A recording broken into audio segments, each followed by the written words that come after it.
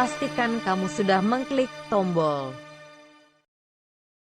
like, subscribe, lonceng. Ya Nabi salam. Bismillahirrahmanirrahim. Assalamualaikum warahmatullahi wabarakatuh.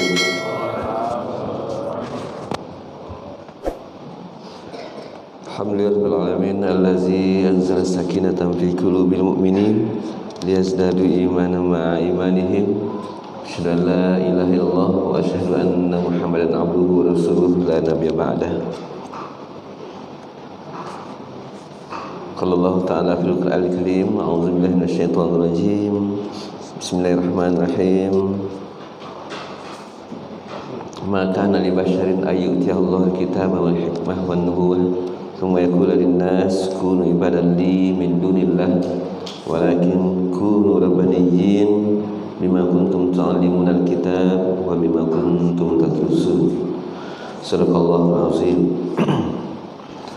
Alhamdulillah, pada pagi yang berbahagia ini kita masih diberikan kesempatan Allah SWT untuk bangun dari tidur kita dan kita berpindah dari nikmat Allah yang satu ke nikmat Allah yang lainnya. Kita tidur adalah nikmat Allah dan kita dibangunkan juga ada bagian dari nikmat Allah. Kita ditidurkan adalah bagian dari harapan kita yang dipenuhi, yang diberi oleh Allah SWT, dan kita dibangunkan juga adalah bagian dari keinginan kita yang juga dipenuhi oleh Allah SWT. Doa bangun tidur kita, alhamdulillahillazi ahyana ba'dama amatana wa ilaihin nusyur. Kita syukuri nikmat atas kita dibangunkan, tapi kita juga menyesal ketika kita tidak tertidur tadi malam. Tanda bahwa tidur pun juga bagian dari nikmat Allah SWT yang ternyata Allah berikan ketiduran kita, sehingga kita juga harus mensyukurinya. Tentu itulah yang harus kita syukuri, nikmatnya Allah yang dari bangun tidur sampai kita tidur kembali bertahun nikmatnya Allah SWT yang tak akan pernah kita bisa menghitungnya. Salam salam pada junjungan kita bersama Muhammad SAW. Allahumma salli ala Muhammad wa ala alihi wa sahbihi ajma'in. Bapak dan Ibu yang dirahmati Allah SWT, kajian-kajian kita setiap Sabtu ini kita sepakati tentang hadis Rasulullah SAW yang menggambarkan betapa luasnya keilmuan, betapa luasnya kajian-kajian tentang hadis Rasulullah SAW yang memang Rasulullah SAW mewasiatkan kepada kita ketika kita berpegang teguh kepada Al-Quran dan hadis-hadisnya, pada sunnah-sunnahnya, lan tudillu abada, maka engkau tak akan tersesat selama-lamanya. Tentu Bapak dan Ibu, kalau mengkaji Al-Quran ada pakarnya, mengkaji hadis juga ada pakarnya.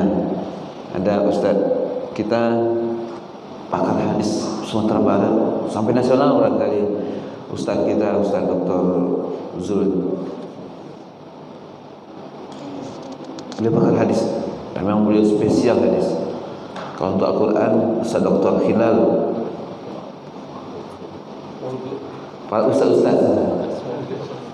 Jadi Ustaz, kita kaji Al-Quran, kita kaji khusus ini seperti ini, memang sepertinya kalau saya mengusulkan kajian khusus ini memang harus khusus ustaz-ustaznya, dan SPD segala jadi membahas hadis. Jadi Bapak dan Ibu, kajian-kajian ini kita harus membuka kitabnya langsung, membacanya aja Bapak dan Ibu. Saya bisa cuma membacanya saja. Bapak dan Ibu yang dirahmati Allah SWT, yang pertama, hari Kamis yang lalu saya mendengarkan viral pembahasan kita kan tentang Palestina, dan kemudian berkaitan dengan Palestina ini ada imam mazhab kita yang kita anut di Indonesia ini kebanyakan Imam Syafi'i itu. Imam Syafi'i itu dikatakan berasal dari Palestina, tanah kelahiran beliau dari Palestina. Dan Imam Syafi'i ini berguru kepada Imam Malik di Madinah, Dan Imam Malik ini terkenal dengan punya kitabnya, yaitu Muwatta Malik. Muwatta Malik ini kabarnya ketebalan kitabnya itu jauh lebih tebal daripada Al-Quran. Dan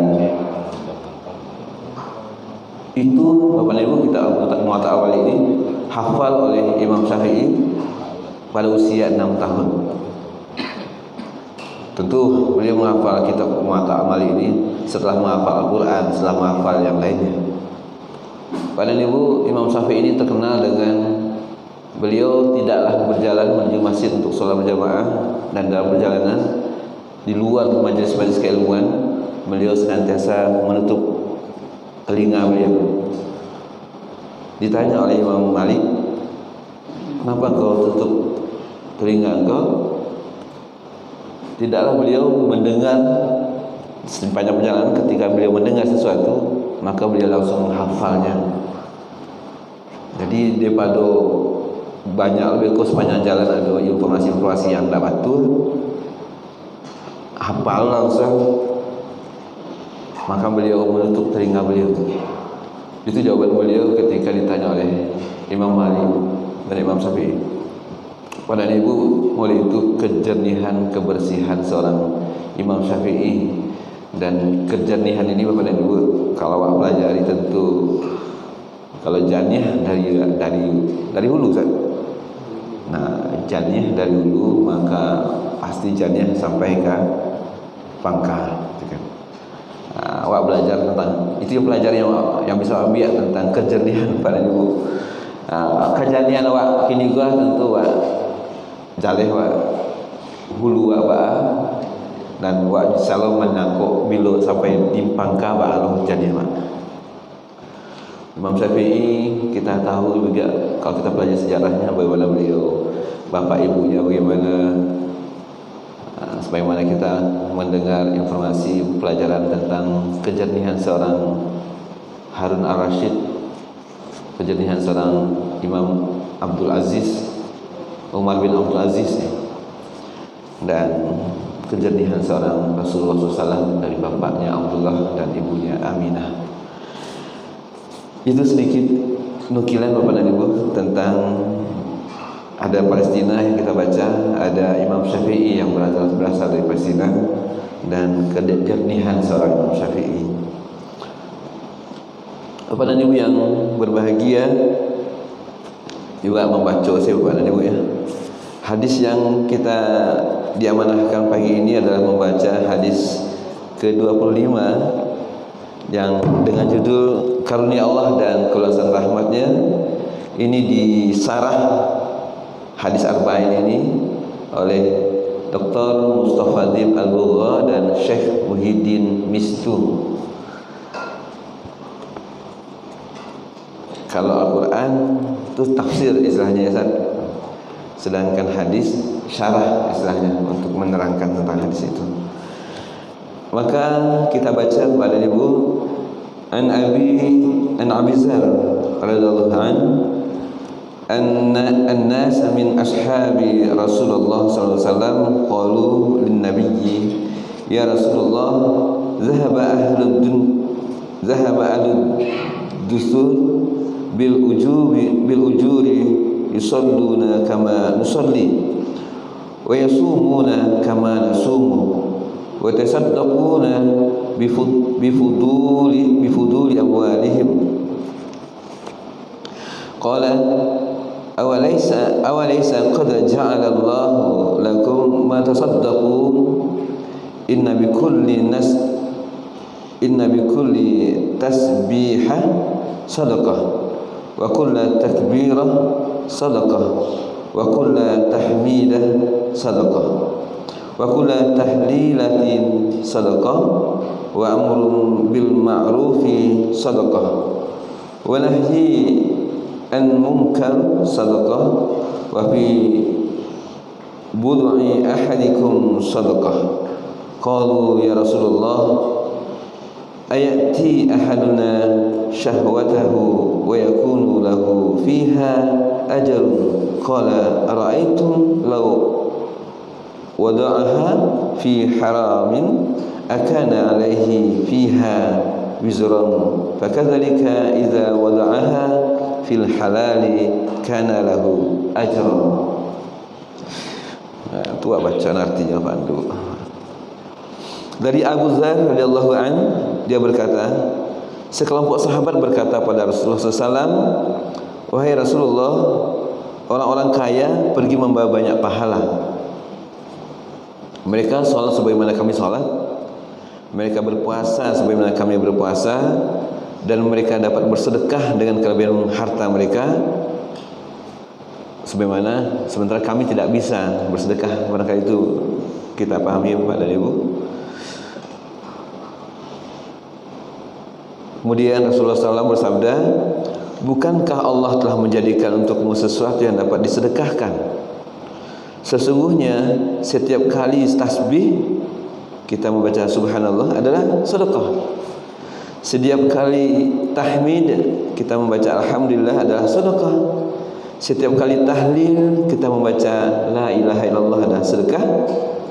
Menyuruh kepada kebaikan adalah sedekah. Melarang kemungkaran adalah sedekah. Dan jimaknya seseorang adalah sedekah. Mereka berkata, wahai Rasulullah SAW, apakah salah seorang di antara kami melampiaskan syahwatnya, dia akan mendapatkan pahala? Rasulullah menjawab, apa pendapatmu jika dia melampiaskannya pada tempat yang haram? Apakah dia akan mendapatkan dosa? Maka demikian pula jika dia melampiaskannya pada yang halal, dia akan mendapatkan pahala. Rawahu Muslim, riwayat Muslim. Pada Ibu, hadis ini diriwayatkan Muslim dalam kitab Az-Zakat, bab penjelasan bahwa lafaz sedekah diterapkan pada semua bentuk kebaikan. Hadis ini nomor 1006. Hadis ini muttafaq alaih dari hadis Abu Hurairah radhiyallahu an dengan selain lafaz hadis di atas. Abu Bukhari juga meriwayatkannya dalam sifat salat bab zikir setelah salat, nomor hadis pada hadis Bukhari nomor 807, dan dalam ad-da'await bab doa setelah salat nomor 5970 tentang dakwah ya. Dan Muslim meriwayatkan dalam kitab Al-Masajid wal Mawadhi' as-Salat bab disunnahkan zikir setelah salat dan penjelasan caranya nomor 595. Masyaallah. Kedudukan hadis, Ibnu Hajar Al-Haytami dalam Asy-Syarah Al-Arba'in berkata, hadis ini adalah hadis yang agung karena ia mencakup kaidah-kaidah berharga dari kaidah-kaidah agama. Pak dan Ibu, kalau yang saya hafal hadis artinya tabassamka fi wajhi akhika sedekah. Senyummu di hadapan saudaramu adalah sedekah. Ini menggambarkan juga bahwa sedekah itu sangat banyak sekali, dan tadi dirinci melalui hadis ini sangat luas ternyata cakupan sedekah sampai menjelaskan tentang hubungan suami istri pun pada yang halal adalah juga sedekah. Bapak dan Ibu, pemahaman hadis dan arti yang ditunjukkannya dalam surat Al-Mutaffifin ayat 26, wa fi zalika falyatanafasil mutanafisun, dan untuk yang demikian itu hendaknya orang-orang berlomba-lomba. Dalam surat Al-Mutaffifin ayat 26, berlomba untuk memperoleh tambahan dalam kebaikan dan berambisi untuk beramal soleh adalah perkara yang disyariatkan dan dianjurkan. Maka hendaklah setiap muslim berusaha untuk itu. Abu Dzar menceritakan pada kita kejadian yang disaksikannya pada masa Rasulullah SAW. Dia melihat sikap dan tindakan Rasulullah SAW yang bijaksana terhadap masalah ini, rahmat Islam dan luasnya pintu kebaikan, dengan menjelaskan apa yang diturunkan kepadanya berupa Al-Quran untuk menjelaskan pada manusia apa yang diturunkan kepada mereka. Kejadian ini ialah sebagai berikut.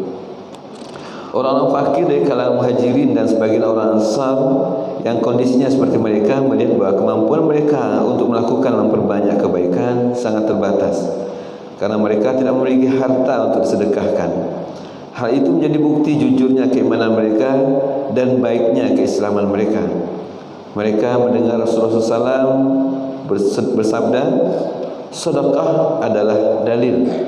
Mereka membaca dan mendengar ayat-ayat Allah Ta'ala dan hadis-hadis Rasulullah SAW yang memerintahkan untuk berinfak, memuji orang-orang yang berinfak, menjanjikan kepada mereka berupa surga yang luasnya seluas langit dan bumi. Mereka melihat sahabat-sahabat dan saudara-saudara mereka yang punya harta berlomba-lomba untuk menginfakkan harta mereka dengan penuh kemurahan dan kedermawanan. Seorang di antara mereka membawa seluruh hartanya, yang lain membawa setengah hartanya, dan yang ketiga membawa beribu-ribu dirham atau dinar, dan yang lain lagi menyimpan setumpuk hartanya di hadapan Rasulullah SAW sehingga beliau memanjatkan doa bagi mereka. Beliau merasa ridha lalu memohon ampunan dan keridaan dari Allah. Dari sini tergeraklah hati mereka untuk sama-sama meraih keutamaan tersebut dan kedudukan yang telah diraih oleh saudara-saudara mereka. Tidak ada rasa iri dan tamak dalam kekayaan. Yang ada hanyalah semangat untuk berlomba-lomba dalam medan kebaikan dan takarub kepada Allah SWT. Mereka menyerahkan seluruh jiwa mereka dan datang kepada Rasulullah SAW dengan mengadukan tempat kondisi mereka. Mereka mengemukakan kondisi mereka yang tidak berpunya, sedang mata mereka berlinang dengan air mata karena sedih dengan ketidakmampuan mereka untuk berinfak. Wahai Rasulullah SAW, orang-orang kaya pergi dengan membawa pahala. Orang-orang yang punya harta dan kekayaan telah memperoleh pahala dan ganjarannya mereka. Mereka memperoleh hal itu sementara kami tidak. Karena mereka solat sebagaimana kami solat, mereka berpuasa sebagaimana kami puasa. Kami dan mereka sama-sama dalam hal itu.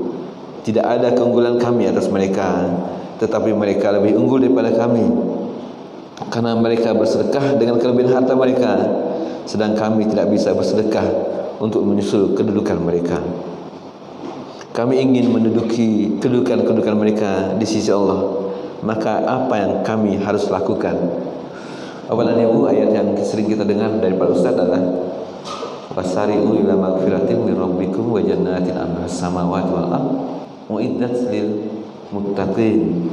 Kemudian diterangkan melalui ayat berikutnya, allazina yunfikuna fis sarra'i wad dharra'i wal kazimina wal ghaiza, dan seterusnya.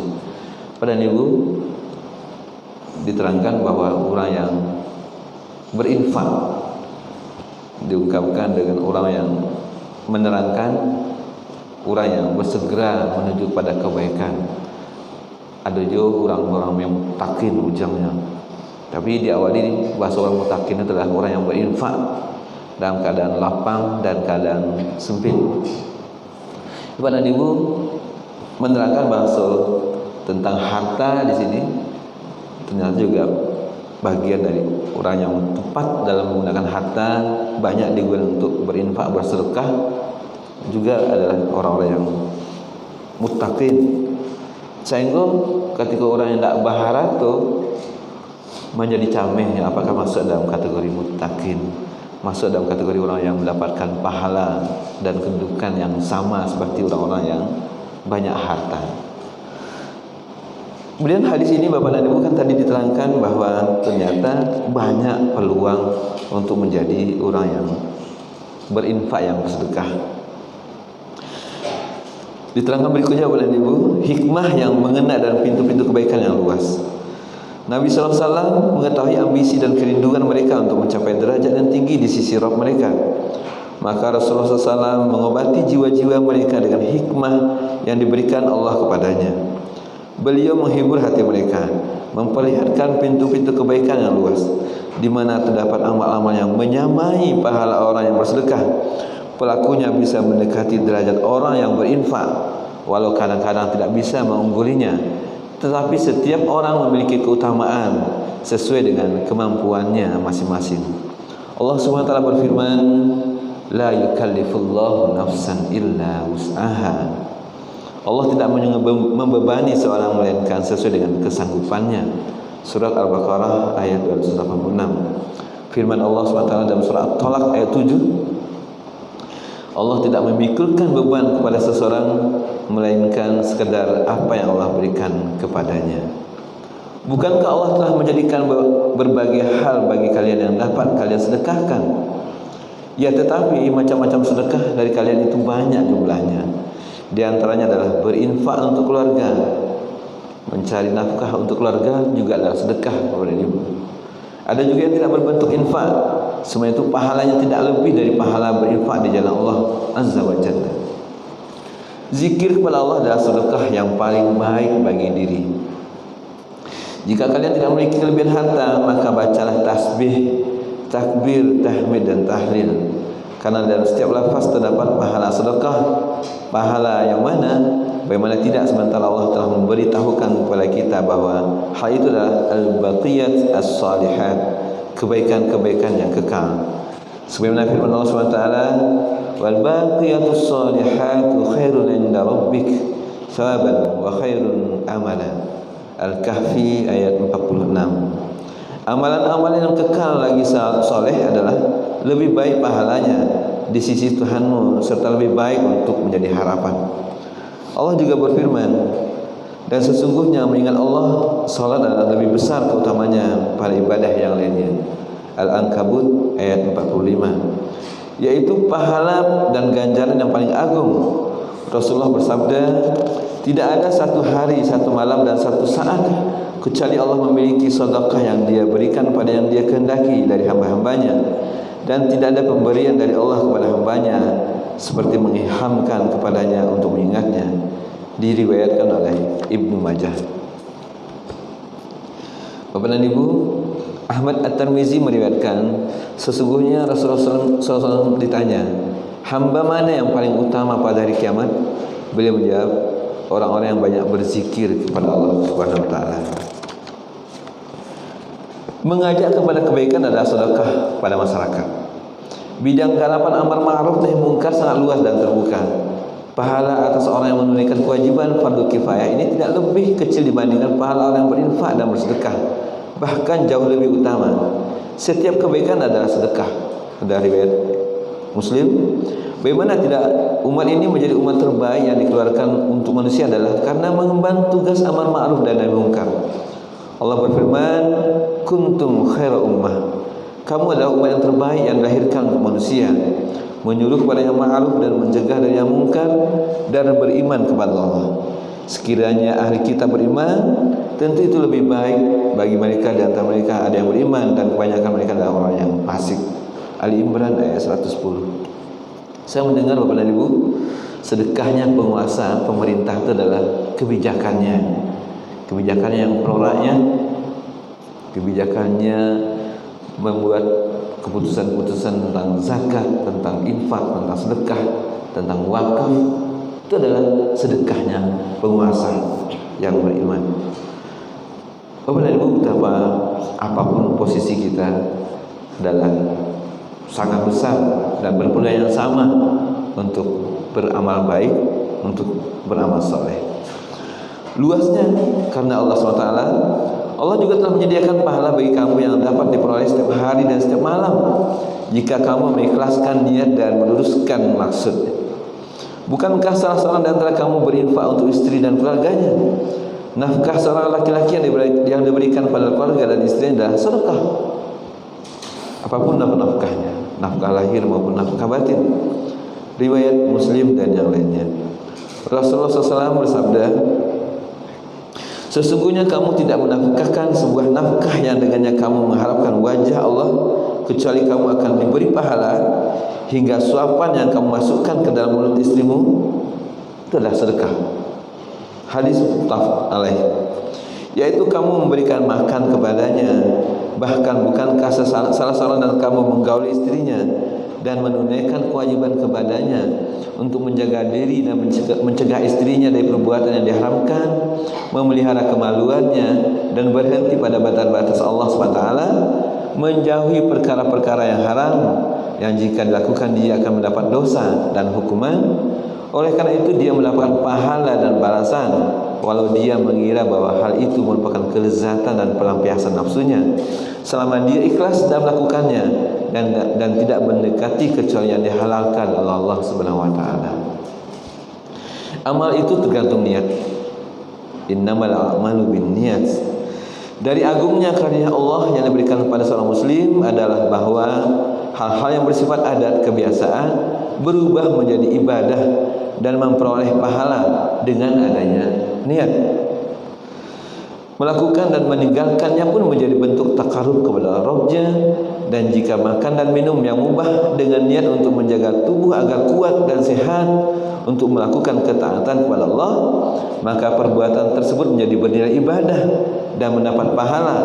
Terlebih lagi jika perbuatannya tersebut disertai dengan zikir kepada Allah di awal dan di akhir pekerjaannya. Dia membaca basmalah di awal dan mengakhirinya dengan syukur dan bacaan hamdalillah sebagaimana dijelaskan dalam sunnah. Apabila dia menggauli istrinya dengan niat menjaga dirinya dan istrinya dari perbuatan zina dan perbuatan-perbuatan yang mendekatinya, atau dengan niat untuk memenuhi kebutuhan istrinya dan melakukan pergaulan yang baik, atau dengan niat agar mendapatkan turunan yang soleh yang akan beribadah kepada Allah dan mentauhidkannya. Jika niat ini hadir ketika jima, maka jimanya tersebut menjadi ibadah dan ditulis dalam catatan kebaikan. Terlebih jika ketika itu dia melalaikan karunia Allah yang membolehkan kenikmatan tersebut serta melaksanakan perintah-perintah Rasulullah, yaitu dia berzikir kepada Allah dan berdoa sesuai dengan yang diajarkannya, di mana dalam sebuah hadis disebutkan, kalaulah salah seorang di antara kamu mendatangi istrinya dan membaca Bismillahi Allahumma jannibna syaitan wa jannibish syaitana ma razaqtana faqudiya bainahuma waladallahuma yadurrahu. Ini doa ketika jima, Bapak dan Ibu. Hadis muttafaq alaih. Dengan nama Allah, ya Allah jauhkanlah kami dari syaitan, dan jauhkanlah syaitan dari kami dan dari yang Kau berikan kepada kami. Lalu ditetapkan bagi keduanya seorang anak, maka syaitan tidak akan memudaratkannya. Diawali dengan niat, Bapak dan Ibu, dan diselingi dengan zikir dan doa-doa. Demikianlah pahala terus berkembang dan tumbuh di sisi Allah Azza wa Jalla. Bagi seorang muslim yang menjaga dirinya dari perbuatan-perbuatan yang diharamkan, terutama jika dia selalu memperbaharui perjanjiannya setiap saat, menghadirkan dalam dirinya niat untuk menghindar dari berbuat maksiat pada Allah, melaksanakan perintah dan menjauhi larangan, berkemauan keras untuk memperoleh pahala dan takut akan siksa-siksanya, serta berniat untuk mewujudkan sifat ibadur rahman, hamba Allah yang maha pengasih. Dalam surah Al-Furqan diterangkan ibadur rahman, yaitu antara lain, dan orang-orang yang apabila diberi peringatan dengan ayat Tuhan, mereka tidaklah menghadapinya sebagai orang-orang yang tuli dan buta. Dan sifat orang mukmin yang jujur, yaitu dalam surah Al-Anfal, sesungguhnya orang yang beriman itu adalah mereka yang apabila disebut nama Allah, gemetarlah hati mereka, dan apabila dibacakan pada mereka ayat-ayatnya, bertambah-tambahlah iman mereka karenanya, dan kepada Tuhanlah mereka bertawakal. Pintu kebaikan itu sangat banyak. Kau membaca siapa dari luar? Pintu kebaikan dan kesedekah tidak terbatas dengan apa yang disebutkan dalam hadis, di mana terdapat amal-amal lain yang bisa dikerjakan seorang muslim yang pahalanya sama dengan pahala sedekah. Dalam kitab sahihnya, Ibnu Hibban meriwayatkan dari Abu Dzar radhiyallahu anhu, dia berkata, sesungguhnya Rasulullah SAW bersabda, tidak ada dari diri anak Adam kecuali atasnya wajib bersedekah setiap hari ketika matahari terbit. Ditanyakan, wahai Rasulullah, dari mana kami mendapatkan sesuatu yang untuk disedekahkan? Rasulullah menjawab, sesungguhnya pintu kebaikan itu banyak sekali.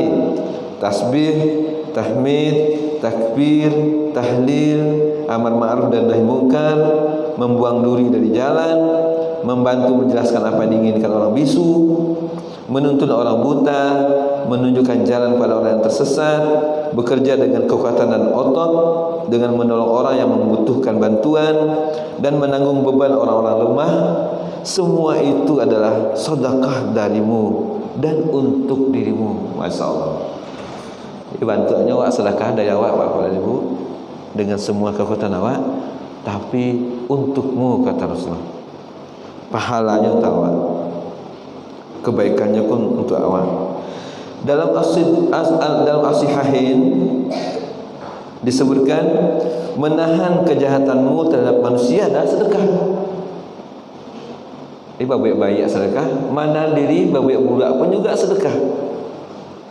Dalam riwayat At-Tirmizi, tabassamka, senyum di hadapan saudaramu adalah sedekah bagimu. Dan menuangkan isi ember ke dalam ember saudaramu adalah sedekah. Menolong saudara mambian ayia, manggayuangkannya, memanuan ember saudara, maisi jerigen kawan, kaiko antri mambian ayia, sedekah. Arti yang ditunjukkan hadis halaman terakhir.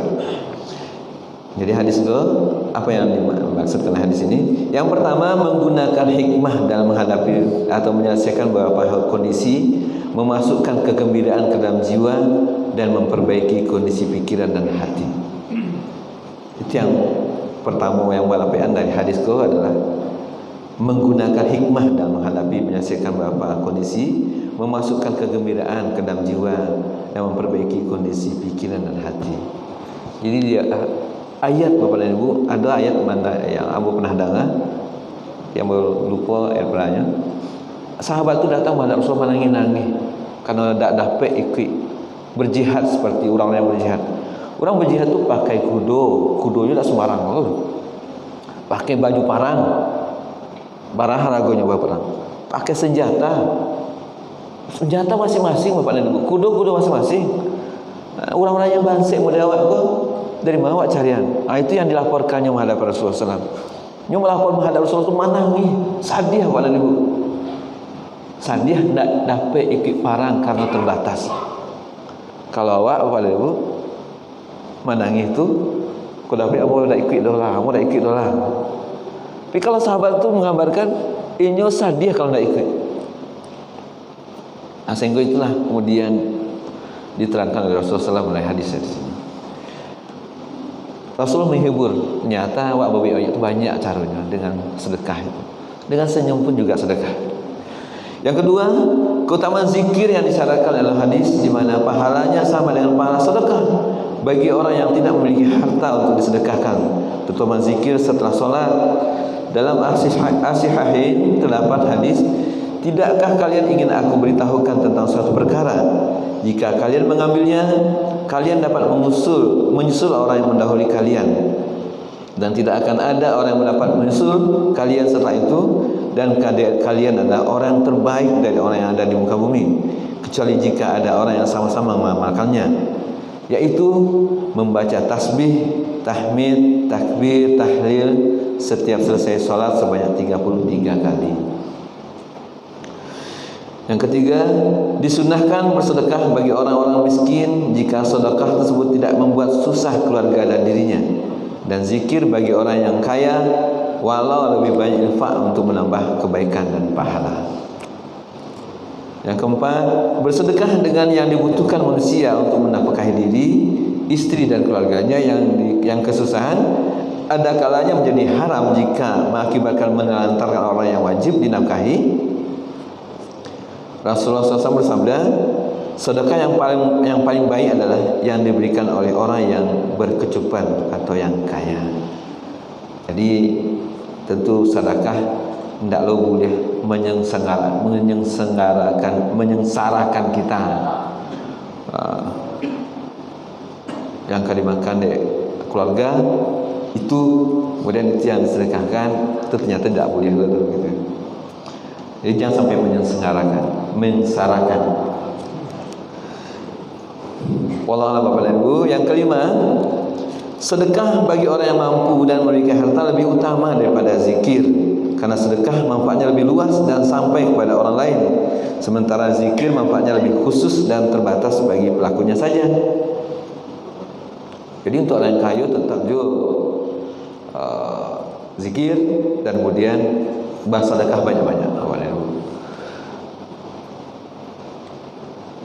Wallahu a'lam. Kita teruskan bacanya. Apabila orang kaya menggabungkan antara sedekah dan zikir, maka pahalanya sangat besar di sisi Allah SWT. Terdapat hadis sahih yang meriwayatkan dalam as-sahihain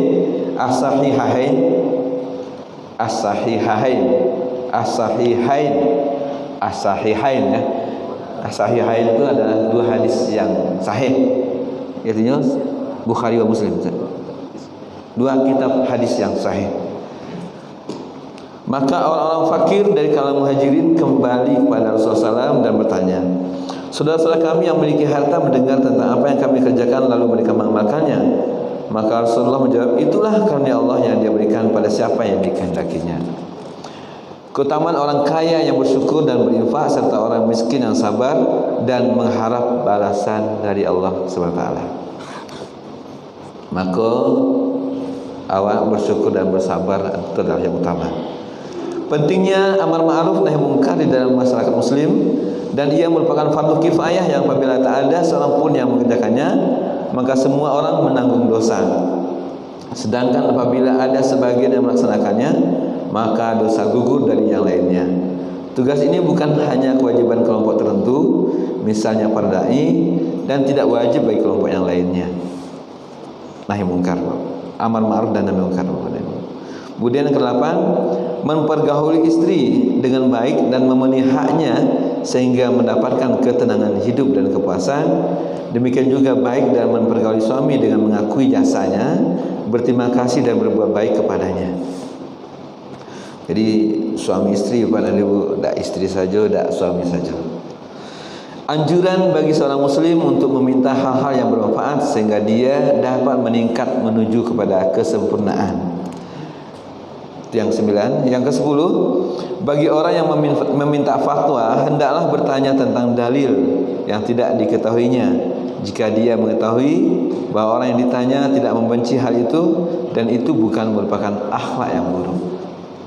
Bertanya untuk nilai elok, rancak bapak dan ibu disuruh. Yang 11, menjelaskan dalil kepada para pelajar terutama jika tidak diketahui oleh mereka agar hal itu lebih mantap di dalam hati dan lebih mendorong mereka untuk beramal. Yang terakhir, disyariatkannya qiyas, analogi, menyamakan hukum suatu perkara dengan hukum yang telah tetap karena ada titik persamaan di antara keduanya. Ke tugas ustaz. Bapak dan Ibu, wallahu a'lam, mohon maaf, hanya itu yang bisa kita bacakan. Yaitu kitab Syarah Hadis Arba'in Imam An-Nawawi, syarah Ustaz Dr. Mustafa Adib Al-Bugha, Syekh Muhyiddin Nisu, dalam tema kitab beliau Al-Wafi. Kalau lapik memang masing-masing rumah awak ada kitab Syarah Hadis ini. Sekedar informasi kepada Ibu, insyaallah kita tanggal 23 Desember kita coba jadwalkan. Saya telah minta jadwal kultum kita ini akan diisi oleh Gubernur Sumatera Barat, insyaallah. Mudah-mudahan kita akan membuat undangan untuk jamaah masjid sekitar masjid kita ini. Mudah-mudahan juga insyaallah pada momen itu beliau juga menyerahkan hibah pemerintah Provinsi Sumatera Barat melalui pokirnya Pak Bustami Hidayat. Mudah-mudahan beliau semuanya hadir pada kesempatan itu. 23 Desember Pak dan Ibu sama-sama hadir. Tentu sama-sama duduk waliko, wak tambah snack wak Pak dan Ibu. Insyaallah mudah-mudahan kalau ada adu halangan. Mohon maaf. Wassalamualaikum warahmatullahi wabarakatuh. Ya Nabi salam alaika, ya Rasul salam alaika, ya Habib salam alaika, salawatullah alaika.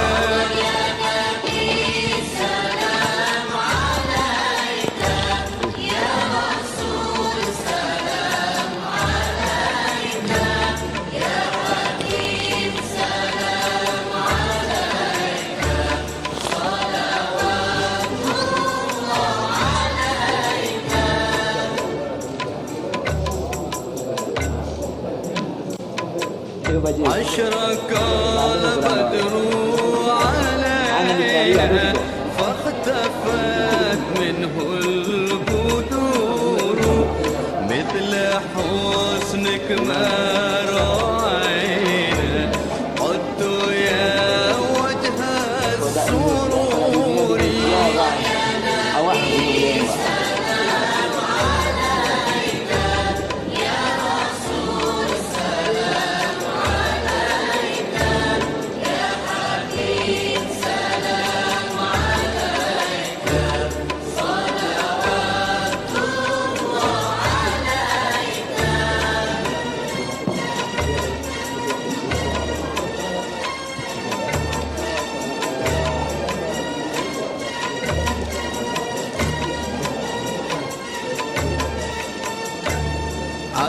شمس أنت بدر أنت نور فوق نوري أنت إكسر وغالي أنت من